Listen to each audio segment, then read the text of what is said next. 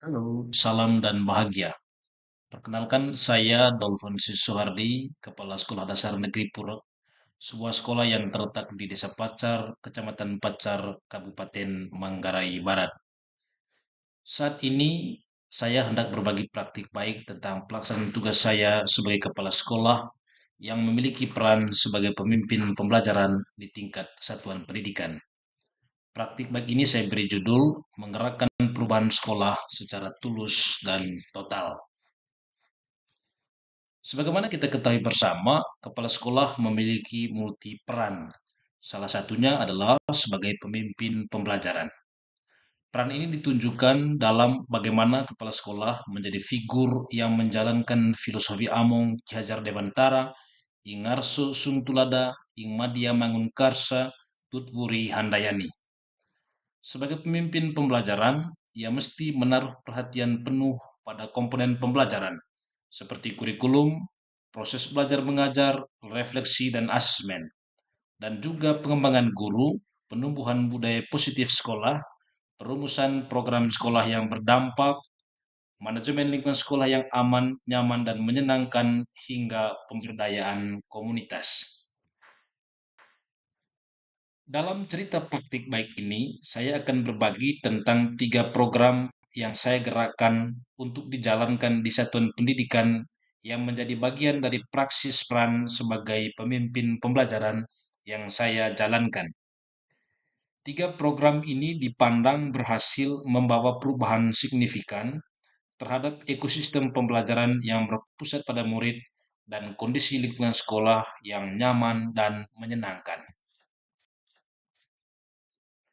3 program tersebut adalah: pertama, workshop terjadwal; kedua, kunjungan kelas untuk memperoleh inspirasi praktik baik; dan ketiga, mempercantik tampilan ruangan kelas dan membuat pojok baca kelas. Ketiga program ini merupakan operasionalisasi dari 2 agenda prioritas yang menjadi atensi saya sejak diangkat menjadi kepala sekolah pada 2022 silam, yang juga inline dengan hasil refleksi internal kami Dewan Guru.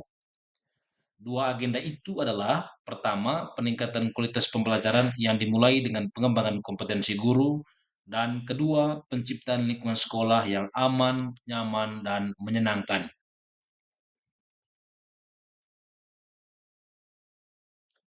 Pada program workshop terjadwal, yang kami lakukan adalah membahas topik-topik rekomendasi rapor pendidikan sekolah yang kami anggap urgen, terutama setelah melihat indikator-indikator layanan pendidikan yang tersedia dalam rapor pendidikan tersebut. Selain berbasis rapor pendidikan, topik workshop juga ditentukan berdasarkan kebutuhan guru serta isu aktual dalam pembelajaran yang menurut kami perlu untuk didiskusikan. Workshop dilaksanakan sesuai dengan jadwal yang disepakati dan dipandu oleh seorang fasilitator. Selama ini, yang berperan sebagai fasilitator adalah saya sendiri dan rekan-rekan guru yang ada di sekolah, dengan pengecualian pada beberapa topik yang menurut kami perlu melibatkan fasilitator eksternal. Sebagai dokumentasi, saya menyertakan foto-foto kegiatan workshop yang kami selenggarakan dalam video ini.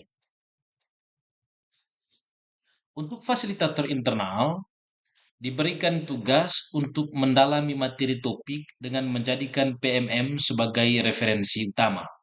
Selanjutnya, fasilitator tersebut mengemas materi dalam bentuk dokumen PPT atau PDF, lalu mempresentasikannya sesuai jadwal, dan menyusun rencana tindak lanjut berdasarkan hasil diskusi. Pola ini telah berlangsung hingga saat ini.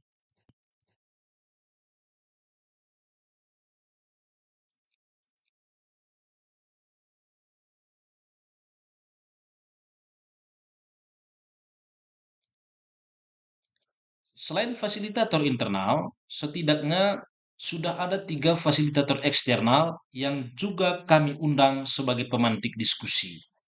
Yang pertama adalah seorang pegiat literasi dari Kabupaten Manggarai Timur yang diminta untuk membahas topik strategi meningkatkan kecakapan literasi siswa di sekolah dasar secara daring pada Februari 2022 silam.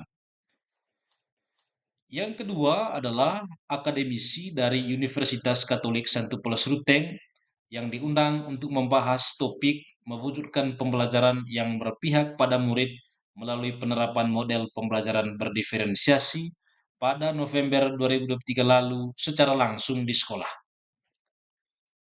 Selama 2 hari bersama dosen tersebut, kami membahas materi, menyusun perangkat ajar pembelajaran berdiferensiasi, hingga melakukan sesi micro teaching. Yang ketiga adalah pengawas sekolah, yang kebetulan juga merupakan guru penggerak di Kecamatan Pacar. Dan kami minta untuk membahas topik strategi mengembangkan kemampuan numerasi murid pada bulan Juli 2024 lalu.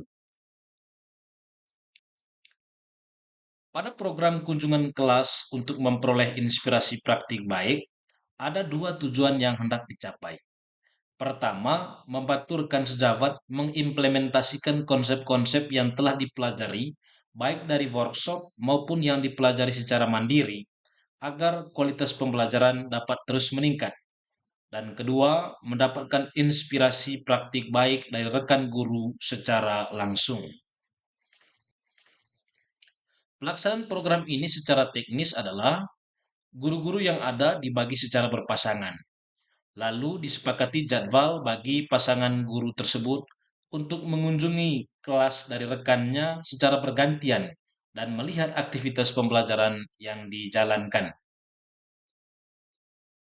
Di akhir sesi dilakukan dialog pasca pembelajaran berbasis coaching dan membuat laporan sesuai dengan format yang dibuat sebelumnya. Dalam menjalankan program workshop dan kunjungan kelas rekan sejawat ini, seringkali yang cukup merepotkan adalah aspek persiapan. Ini karena sekolah belum dialiri listrik PLN, sehingga tidak jarang kami harus pergi ke tempat yang sudah dialiri listrik PLN untuk mengerjakan materi dan mempersiapkan pelaksanaan program tersebut. Program ketiga adalah mempercantik tampilan ruangan kelas dan membuat pojok baca kelas. Program ini bertujuan untuk menciptakan lingkungan belajar yang nyaman dan menyenangkan. Kami hendak mengubah kondisi fisik lingkungan sekolah yang terlihat usang dan membosankan, sehingga bisa menjadi tempat belajar yang indah dan menyenangkan. Setelah semua alat dan bahan disiapkan, proyek pengecatan, lukis, dan pembuatan pojok baca kelas ini persisnya mulai dijalankan pada Oktober 2023 lalu. Kami mengerjakannya secara mandiri sepulang sekolah, bahkan untuk saya dan rekan guru yang tinggal di sekolah, pengerjaan ini dilakukan hingga malam hari. Waktu senggang pada jam sekolah juga sering dimanfaatkan untuk mengerjakan proyek ini. Alhasil, pada Maret lalu, total 6 ruangan selesai dicat ulang. 4 ruangan kelas dilukis dan dibuatkan pojok baca. Murid-murid kami pun dapat belajar dalam suasana yang nyaman dan menyenangkan.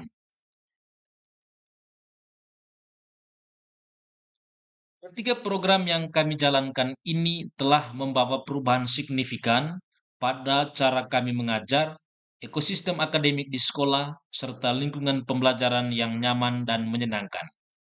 Secara data, perubahan pada peningkatan kualitas pembelajaran tampak pada rapor pendidikan SDN Purut yang baik pada tahun 2023 dan 2024, sehingga diberikan penghargaan sebagai salah satu sekolah dengan kemajuan terbaik 2 tahun berturut-turut ini.